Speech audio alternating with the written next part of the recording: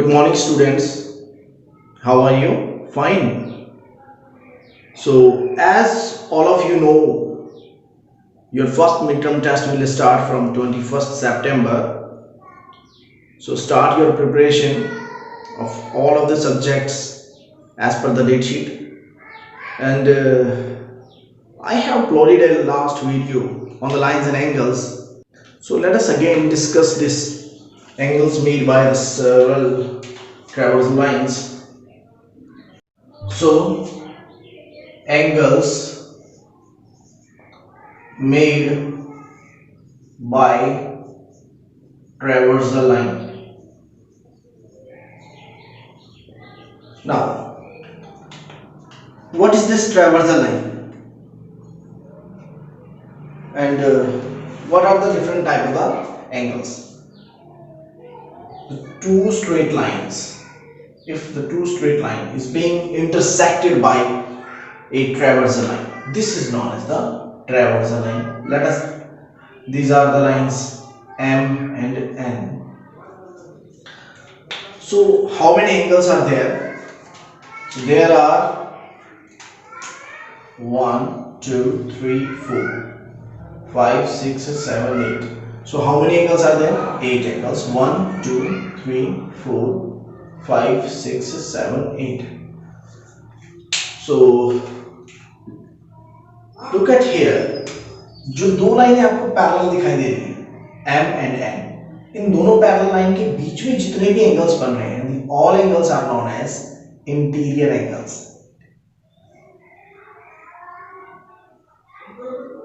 Okay. और जो बाहर की तरफ ये बच गए हैं, ये दोनों एंगल्स हैं, ये दोनों एंगल्स, ये क्या है हमारे पास? Exterior angles.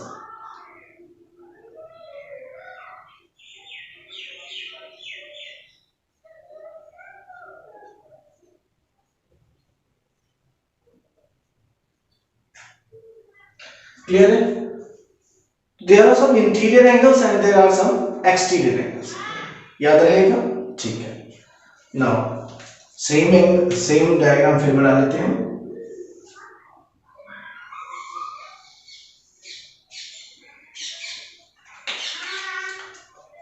Now next one, फिर से सेम एंगल्स हमारे पास हैं.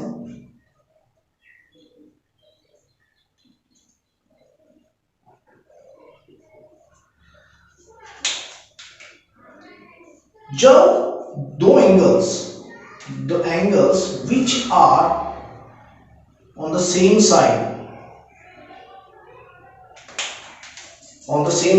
of these two lines is known as the co-interior angles, because these are known as interior angles or they, angle 4 and angle 6 lies on the same side, angle 3 and angle 5 lies on the same side, so they are known as co-interior angles.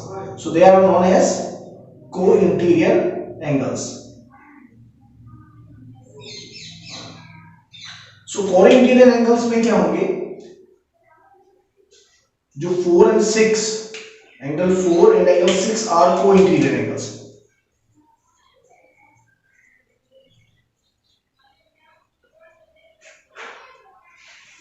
Angle 3 and angle 5 are co-interior angles.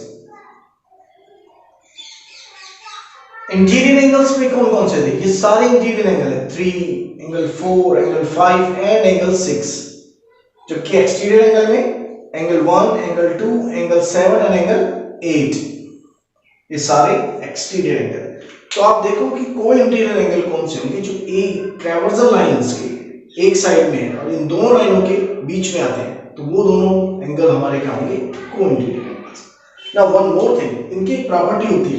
अगर ये जो दो line हमने ली है, if M and N, if M is parallel to N, अगर ये दोनों लाइनें पैरेलल हो जाती हैं और एक ट्रैवर्सल लाइन इनको अब कट करे, तो इस केस में ये जो दोनों एंगल का सम है, जो को-इंटीरियर एंगल्स हैं, सपोज करो 3 and 5, तो इनका जो सम होगा, the sum of co-interior angles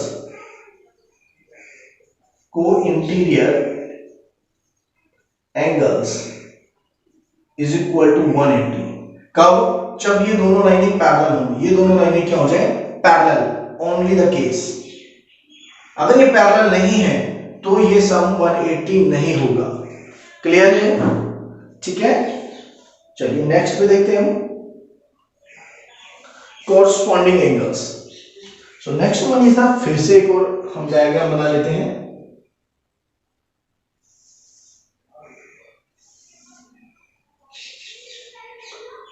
M and N, T traversal line, इसमें भी आपकी T ट्रैवर्सल लाइन होगी।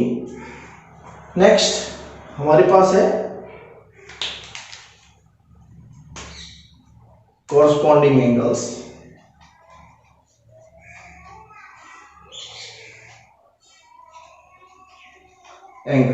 तो कोरस्पॉन्डिंग एंगल्स कौन से होते हैं? ये एंगल दोनों आपस में क्या होंगे? Corresponding angle. तो आप नंबरिंग डाल दीजिए सबसे पहले तो angle 1 2 3 4 5 6 7 8।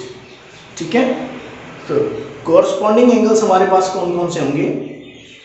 Angle 1 is correspondence to angle 5, angle 2 is correspondence to angle 6, angle 4 is correspondence to angle 3 is corresponding to angle 7, and angle 4 is corresponding to angle 8, but not equal to। equal to अभी नहीं होगा, बताते हैं equal to कब होगा। equal to का case कब होगा इसमें?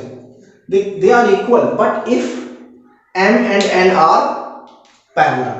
so वही कंडीशन होगी, if m is parallel to n, m और n पैरेलल हैं, then all corresponding angles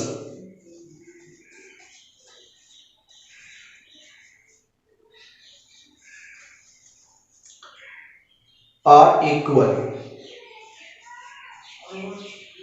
okay, यहां पे देखिए अगर m और n पैरेलल लाइन होती है तो को इंटीरियर एंगल का सम 180 डिग्री जा रहा है, और यहां पर अगर दोनों लाइंस हमारी पैरेलल हैं m और n, देन कोरस्पॉन्डिंग एंगल्स क्या होंगे? हमेशा इक्वल होंगे। ठीक है, चलिए next one is alternate angles.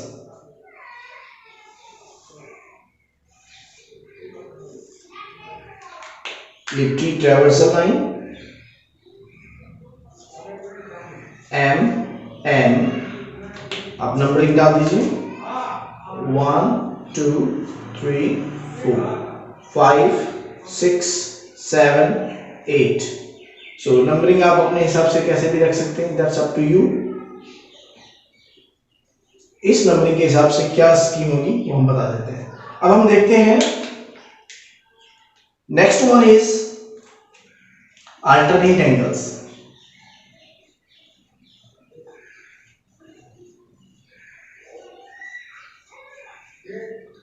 Alternate angles क्या होते हैं? अल्टरनेट एंगल में दो टाइप के अल्टरनेट एंगल होंगे, interior alternate angles and exterior alternate angles. तो इसमें दो टाइप होंगे हमारे पास। पहला होगा इंटीरियर अल्टरनेट एंगल्स,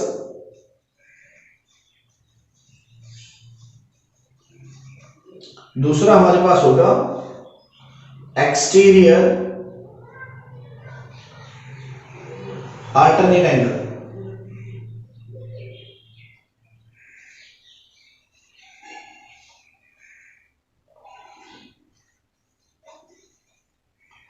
तो इंटीरियर अल्टरनेट एंगल में आप देखिए सबसे पहले वो अल्टरनेट एंगल जो सबसे पहले इंटीरियर है, तो यानी कि वे चूज कहां से होंगे? 3 4 5 6 में से। इंटीरियर है तो यही एंगल हो सकते हैं। अब अल्टरनेट एंगल कैसे होते हैं कि 4 6 का अल्टरनेट होगा, angle 4 is equal to angle 6, angle 3 is equal to angle 5। ठीक है, तो ये होंगे हमारे पास अल्टरनेट एंगल्स। क्लियर है सबको? बट वो अल्टरनेट एंगल जो इंटीरियर भी है, तो ये क्या हो गए? Interior alternate angles. Clear? Next हम देखते हैं एक्सटीरियर अल्टरनेट एंगल्स। तो एक्सटीरियर अल्टरनेट एंगल में क्या बच गए? बाहर वाले एक्सटीरियर एंगल्स बच गए। तो एंगल 1 अल्टरनेट किसके हैं? एंगल 7 के। So angle 1 is alternate to angle 7 and angle 2 is alternate to angle 8। Clear है? नॉट इक्वल टू, अब यहां पर भी वही बात आएगी, वही कंडीशन आएगी। ये इक्वल कब होंगे? जब ये दोनों लाइनें पैरेलल होंगी। सो हम लिख सकते हैं, we can write it here कि if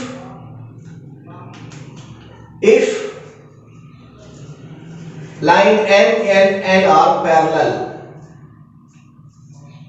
then all alternate angles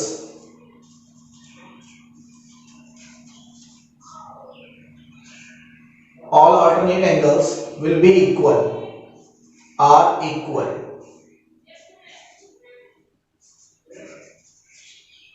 okay, अगर दोनों लाइनें पैरेलल हैं, angle line M is parallel to line N, then all the alternate angles are equal.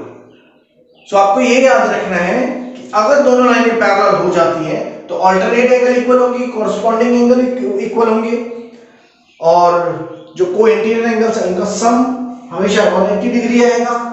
और इन पॉइंट्स को आपको याद रखना है। Now next one is vertical opposite angles. Vertical opposite angles बड़े इजी हैं। आप देखिए कि कहीं भी x का ये सिंबल मिले, प्लस का सिंबल मिले, तो हमारे क्या होंगे?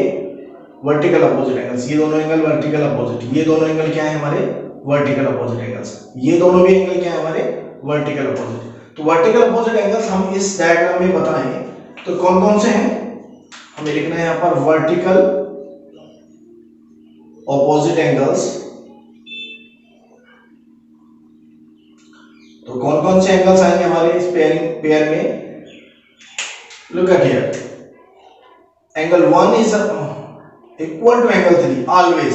अब इसमें कोई कंडीशन नहीं है कि आप एंगल और पैरेलल हो या ना हो, इसमें हमेशा ही इक्वल जाएंगे। Angle 2 is equal to angle 4, angle 5 is equal to angle 7, angle 6 is equal to angle 8। कितने भी पेयर बना लीजिए, ये सभी के सभी एंगल्स क्या होंगे हमारे?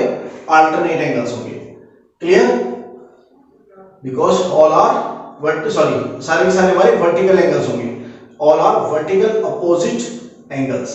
तो वर्टिकल अपोजिट एंगल्स हमेशा क्या होते हैं? इक्वल होते हैं। ठीक है? नाउ वन मोर थिंग कि आप अल्टरनेट एंगल्स को भी कैसे आइडेंटिफाई करेंगे। अल्टरनेट एंगल्स में आप कुछ शेप्स को याद रखना है। जैसे अल्टरनेट एंगल्स के लिए Z की शेप दिखी आपको, तो ये दोनों एंगल्स क्या होते हैं? अल्टरनेट। कुछ ऐसी शेप भी दिख सकती है आपको कि ये दोनों एंगल भी क्या होंगे? अल्टरनेट। उल्टा Z भी दिख सकता है आपको, ये दोनों एंगल भी क्या होंगे? अल्टरनेट। और कुछ ऐसी शेप भी लग सकती है आपको, तो ये दोनों भी एंगल क्या होंगे? अल्टरनेट। तो इस तरह की शेप्स में आप ध्यान दें तो आपको अल्टरनेट एंगल दिखाई देगा। ठीक है? सिमिलरली अगर हम शेप की बात कर रहे हैं तो कॉरस्पॉन्डिंग एंगल में कैसी शेप होंगी? F। अगर आप F इस तरह का F ढूंढे, सिमिलर टू F ढूंढे, थोड़ा बहुत रफली हो, तो ये दोनों एंगल्स क्या होते हैं? कॉरस्पॉन्डिंग। तो ये दोनों एंगल्स क्या होंगे? कॉरस्पॉन्डिंग। कुछ ऐसा भी लिख सकता है आपको उल्टा F, कुछ ऐसा भी दिख सकता है आपको। तो ये सभी चीजें हमारे पास शेप्स क्या बनाएंगी? कुछ ऐसा भी हो सकता है। तो ये सारी जो शेप्स है, इस तरह की जो शेप मिलेगी वो आपको क्या बताएगी? Corresponding angles. Clear? Whether parallel है तो ये इक्वल होंगे एंगल्स, बता दिया मैंने आपको। पैरेलल नहीं है तब भी कॉरस्पॉन्डिंग तो होंगे ही होंगे। ठीक है? Now come to the next.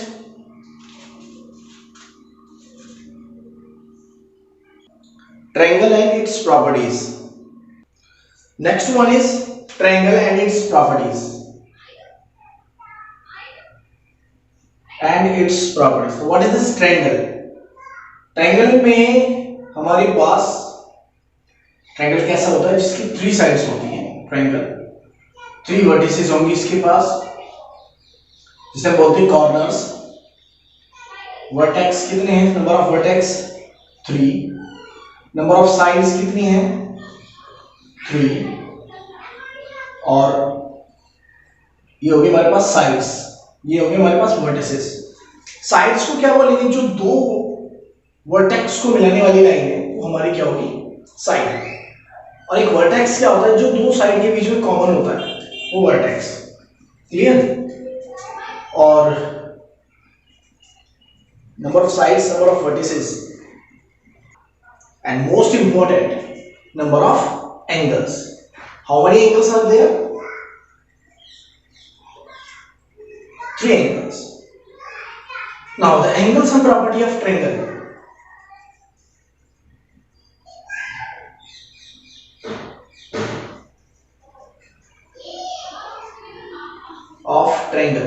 क्या होते हैं angles and property of triangle? Triangle के तीनों एंगल का सम कितना आएगा, हमेशा 180 degree. assume that this is A, B and C. तो angle A plus angle B plus angle C will be equal to 180 degree. sum of all the angles of the triangle, triangle कैसा भी हो हमेशा क्या जाएगा, उनका सम 180 degree. now next one is the what are the important property of the triangle is that the exterior angle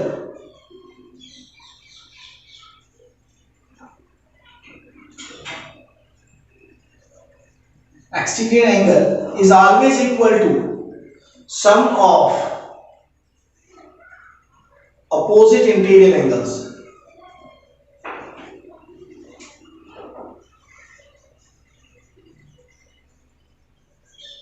तो जो interior में, जैसे सपोज कीजिए कि हमारे पास कोई ट्रायंगल बन जाता है और ये एंगल जो होगा, this angle, this is A B C, this is X angle, this is angle A, this is angle B, this is angle C, sorry, then angle X will be equal to angle A plus C. तो angle ए और सी का सम होगा वो x is equal to a plus c, because इनकी values क्या है, a and c। सो आपको ये प्रॉपर्टीज, दोनों प्रॉपर्टीज आपको अच्छे से याद रखनी है इन the case of triangle. Now let us understand about altitude and median of A triangle. Now what is this altitude? अगर कोई ट्रायंगल हमारे पास गिवन है, so altitude will be the shortest distance of any side from the opposite vertex। opposite vertex से एक तरह से देखा जाए तो सबसे shortest side होती है। it means you can say a perpendicular drawn from the opposite vertex on the side। इस साइड के ऊपर जो परपेंडिकुलर ड्रॉ है, इसी तरह यहां से भी हम एक परपेंडिकुलर ड्रॉ कर सकते हैं। जहां भी परपेंडिकुलर ड्रॉ होगा तीनों साइड से, वो उनके एल्टीट्यूड्स होंगे। सपोज करो एक और हम ऐसे डायग्राम बनाते हैं, यहां से हमें एल्टीट्यूड डालना है तो यहां आएगा, यहां से एल्टीट्यूड यहां आएगा, इसका एल्टीट्यूड यहां आएगा। सो तभी तीनों साइड्स के एल्टीट्यूड उनके अपोजिट वर्टेक्स से आएंगे। इस साइड का एल्टीट्यूड यहां से, इस साइड का एल्टीट्यूड यहां से, देन इस साइड का एल्टीट्यूड यहां से ड्रॉ होगा। सो एल्टीट्यूड एक तरह से होगी कि हमारी shortest distance from the opposite vertex. Clear? This is known as the altitude. Or you may say the perpendicular on the side from the opposite vertex. The next one is median. So median is easy one. कोई भी triangle हमारे पास given है, इस triangle में जो किसी side का mid point होता है, किसी भी साइड का, सपोज कीजिए ट्रायंगल है A B C, A B and C, तो किसी साइड के मिड पॉइंट को उसके अपोजिट वर्टेक्स से मिला दीजिए तो वो क्या होगा, मीडियन। यानी कि मीडियन क्या होता है, median is just the side bisector. जिस साइड के ऊपर हम उसके मीडियन ड्रॉ कर रहे हैं उस साइड का वो बाइसेक्टर है। ठीक है? सो अगर हम बात करें स्पेशल केस में, suppose these are the case of scalene triangle.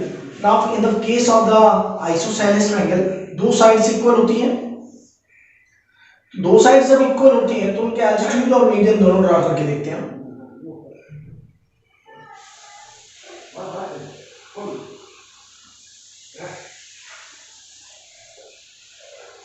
Suppose कीजिए this is an isosceles triangle and in the case of the isosceles triangle, the median and perpendicular. This is altitude. What is this? This is altitude. And what about the median? This is the median. A, B, C, D. So जो median और altitude होता है इन the case of isosceles triangle में both are same. Suppose करो हम median को m से represent करते हैं, तो यहाँ पर क्या होगा, AD will be equal to AM. ये दोनों के दोनों सेम आएंगी अगर दोनों ट्रायंगल्स एक ही हैं. Both are the triangles same. AP is equal to ABC, both the triangles are same. In the case if it is an isosceles triangle, then altitude is equal to median. You can say altitude is equal to median. Altitude और median दोनों क्या होंगे, equal होंगे. In another case, triangle हमारा कैसा है, equilateral triangle. तो equilateral triangle में आपके पास जो भी ट्रायंगल आपके पास बना हुआ है उसमें आपको हमें एल्टीट्यूड ड्रॉ करना है, परपेंडिकुलर ड्रॉ करना है. That's it. नेक्स्ट हमें एक परपेंडिकुलर यहां से ड्रॉ करना, एक हमें मीडियन ड्रॉ करना है जिसके मिड पॉइंट को मिलेगा this. So in the case of equilateral triangle इसमें भी हमारा एल्टीट्यूड और मीडियन दोनों सेम होगा. Altitude is equal to median. Altitude और मीडियन के अलावा भी हमारे पास एक पॉइंट टॉपिक और है, वो है perpendicular bisector. Is known as the perpendicular bisector. And the third case is perpendicular bisector. अब बाइसेक्टर वो होता है जो उसको दो पार्ट्स में डिवाइड करे किसी भी साइड को. तो एक ट्रायंगल हम बनाते हैं, स्केलेन ट्रायंगल. सबसे पहले ABC. हमने देखा इसका मिड पॉइंट कहाँ है, समहाउ हियर है. मीडियन बनाते तो यहां मिलता. अब हम इसका परपेंडिकुलर बाइसेक्टर ड्रॉ करते हैं, तो हमें इस पॉइंट से जो इसका मिड पॉइंट है वहां से हमें एक परपेंडिकुलर ड्रॉ करना होगा. अब इसका परपेंडिकुलर हम किस तरह से ड्रॉ कर सकते हैं, एक आर्क इसे सेंटर बनाइए C को, और एक आर्क लगाइए मोर देन हाफ ओपन करके. फिर B को सेंटर बनाइए मोर देन हाफ ओपन करके, फिर आर्क लगाइए. जो लाइन जाएगी वो हमारा क्या होगा, परपेंडिकुलर बाइसेक्टर. जो लाइन ये ड्रॉ होगी, this line will represent the perpendicular bisector. Clear? और इनके केस में परपेंडिकुलर बाइसेक्टर भी सेम ही होता है. इन दोनों केस में परपेंडिकुलर बाइसेक्टर भी क्या बनेगा, सेम ही बनेगा. इनमें जो एल्टीट्यूड होता है is known as the perpendicular bisector in the case of both isosceles and equilateral triangle. So एक स्केलेन ट्रायंगल के अंदर, एक ही ट्रायंगल के अंदर हम तीनों चीजें ड्रॉ करें, perpendicular, bisector, median and altitude. Let's draw it in the single triangle. So in एक ही स्केलेन ट्रायंगल के अंदर हम तीनों को ड्रॉ करते हैं. Now look at here. This is the triangle.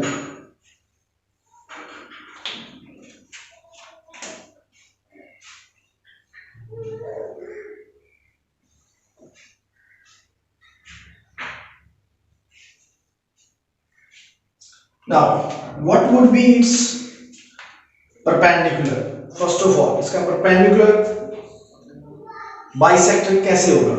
So perpendicular bisector के लिए हमें क्या करना होगा, मोर देन हाफ इसको ओपन कीजिए, इसको सेंटर बनाइए, मोर देन हाफ पे एक आर्क लगाइए. इसमें भी सेम जितनी आर्क हमने यहाँ ओपन की है उतनी ही आर्क इसमें यहाँ ओपन कीजिए. आप एक लाइन ड्रॉ कीजिए.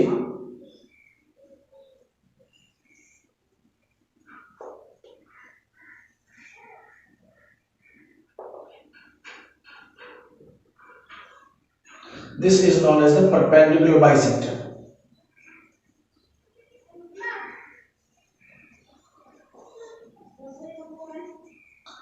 Next one is the median. अब ये इसका मिड पॉइंट ही होगा, परपेंडिकुलर बाइसेक्टर इसके मिड पॉइंट से ही जाता है. देन दिस लाइन जो इसके अपोजिट वर्टेक्स को इस पॉइंट से मिलाएगी is known as the median. This line is known as the median. Next one is your altitude. So altitude क्या होता है? It's just a shortest distance, you may say shortest distance or a perpendicular distance of any side from the opposite vertex. This is known as the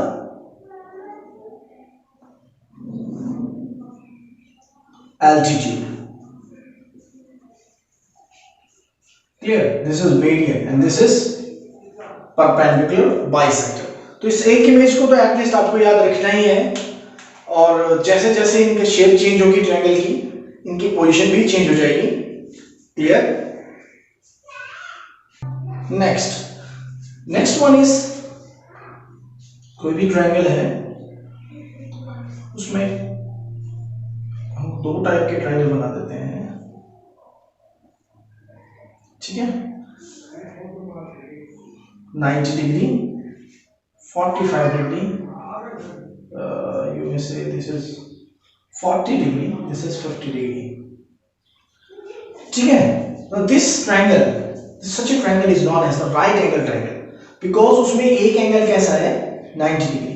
अगर एक angle 90 degree आ जाता है तो इस तरह के ट्रायंगल को हम क्या बोलेंगे? Right angle triangle. और राइट एंगल कितना होता है? This right angle is known as the 90 degree. इस 90 को हम क्या बोलते हैं? Right angle. इफ समहाउ एक एंगल हमारे पास 90 से ज्यादा है, सपोज करो 100 है, and this is 30 and this is 50.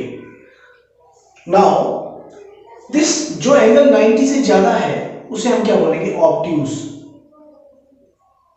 Obtuse angle. और जो एंगल 90 से छोटे हैं, these are known as the acute angles. तो ये एंगल भी क्या होगा? Acute angle. क्लियर? सो इसको डिफाइन कैसे करें? Right angle, acute angle, obtuse angle. Right angle हमारा होता है 90 डिग्री का, equal to 90 degree. Acute angle less than 90 degree और obtuse angle more than 90 degree. इन चीजों को भी आपको याद रखना है, इनके बेसिस पे भी बहुत क्वेश्चन बनते हैं. Question, let us do some different type of the questions. Let us suppose आपके पास एक डायग्राम गिवन है और इस डायग्राम में ये वैल्यू है x, दिस इज 30, ठीक है, this is 50. What will be this angle y and x? y और x की वैल्यूज आप बताइए क्या होंगी. सो यहां पे आपको याद रखना है कि भाई सबसे पहले एक लीनियर पेयर एंगल होते हैं. एक लाइन है, स्ट्रेट लाइन है, उसे कोई लाइन कट करती है, ट्रावर्सल लाइन, तो इन दोनों का सम कितना होता है? 180 डिग्री. सो 50 और x है, तो 50 plus x is equal to क्या होगा? 180 degree. These are known as the linear pair angle, straight line angle, straight angle भी बोल सकते हैं आप. इन दोनों का सम कितना है? Straight angle. ठीक है ना, ये लीनियर पेयर भी है, हमने बोलते हैं लीनियर पेयर एंगल. तो लीनियर पेयर एंगल लेते हैं, हमसे x का वैल्यू कितना आ गया? 180 minus 50. So x is equal to 130 degree. x की वैल्यू कितनी हो गई? 130 डिग्री हो गई. इजी है. Now we have to find the value of the y. So y कैसे निकालेंगे हम? बाय एक्सटीरियर एंगल प्रॉपर्टी क्या होती है? x is equal to y plus 30. ये कौन सी प्रॉपर्टी है? Exterior angle sum property. आपको ये चीजें लिखनी है एग्जाम में, ठीक है. सो x का वैल्यू हमारे पास 130 है, y कैलकुलेट करना है, ये 30 है, तो y is equal to what? 130 minus 30, 100 degree. So y की वैल्यू 100, x की value 130. So you may also calculate such a questions. Okay. Now next property of the triangle. कोई भी ट्रायंगल आपके पास गिवन है A, B, C. इसमें एक property आपको follow करनी है. क्या? कि इनकी किसी भी दो साइड का सम तीसरी साइड से मोर देन होना चाहिए. AB plus BC should be greater than AC. AB plus AC should be greater than AB. AC plus BC should be greater than BC. AB, sorry, not AB. AB plus AC should be greater than BC, and AB AC plus BC should be greater than AB. यानी किसी भी दो side का सम तीसरी side से क्या होगा, हमेशा लार्जर होगा. क्लियर? इस प्रॉपर्टी को आपको ध्यान रखना. इसमें क्वेश्चन भी बनते हैं आपके पास, डिफरेंट टाइप के क्वेश्चन आएंगे. आपके पास थ्री साइड्स गिवन होगी and you have to explain is this triangle is possible और नॉट. हम सपोज करते हैं क्वेश्चन आपके पास, is there any triangle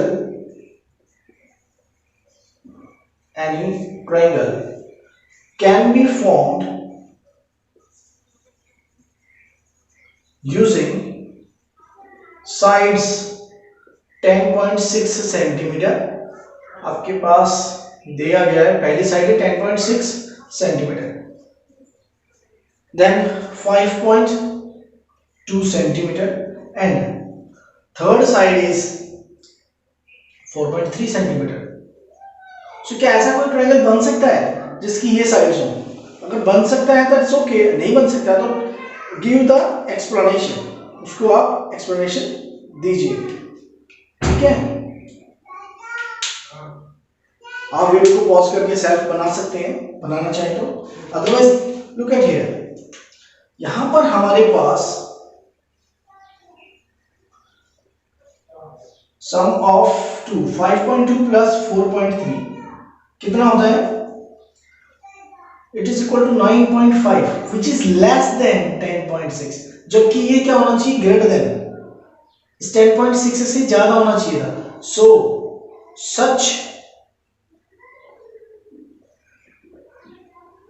such triangles can't be formed. तो आप ये लिख सकते हो कि भी ऐसे ट्रायंगल तो नहीं बन सकते. क्लियर? सो नेक्स्ट क्वेश्चन देखिए, in any quadrilateral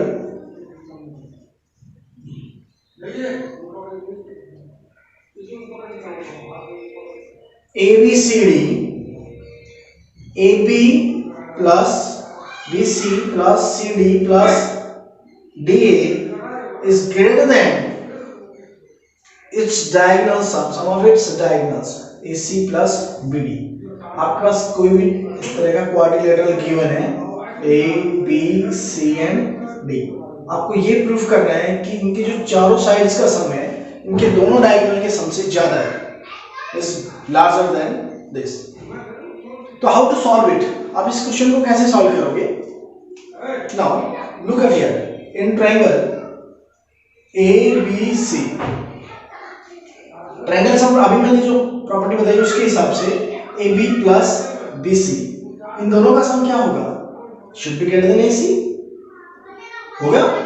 next one, similarly in triangle BDC क्या होगा कि BC plus CD is greater than BD. True, ये भी ट्रू है. Question number 1, question number 2. Similarly आप इसको एक्सप्लेन ही कर दीजिए, not write down similarly, but remember it similarly ही है. नेक्स्ट ट्रायंगल ADC, फिर AD plus CD is greater than DC given है यहाँ पे, CD गिवन है, तो CD ग्रेटर देन क्या होगा? ये AC. Question number 3. The next one in triangle which one ABD, क्या होगा कि इनका इस ट्रायंगल में क्या होगा कि DA, this is DA as per this system, DA plus AB is greater than BD. ये क्वेश्चन नंबर 4. अब यहां से अगर हम इन चारों इक्वेशन को ऐड करते हैं, ऐड इक्वेशन 1, 2, 3 एंड 4, 3 एंड 4, इन चारों को ऐड करते हैं तो क्या होगा हमारे पास, ए बी 2 बार आ रहा है, बी सी 2 बार आ रहा है, so 2 times of A B plus B C plus C D plus D A, इन सब का सम 2 टाइम्स हो गया, is greater than 2 times the sum of A C plus B D, ये भी 2 बार आ रहे हैं, सो 2 से 2 cancel, so we can say A B plus B C plus C D plus D A is greater than A C plus B D.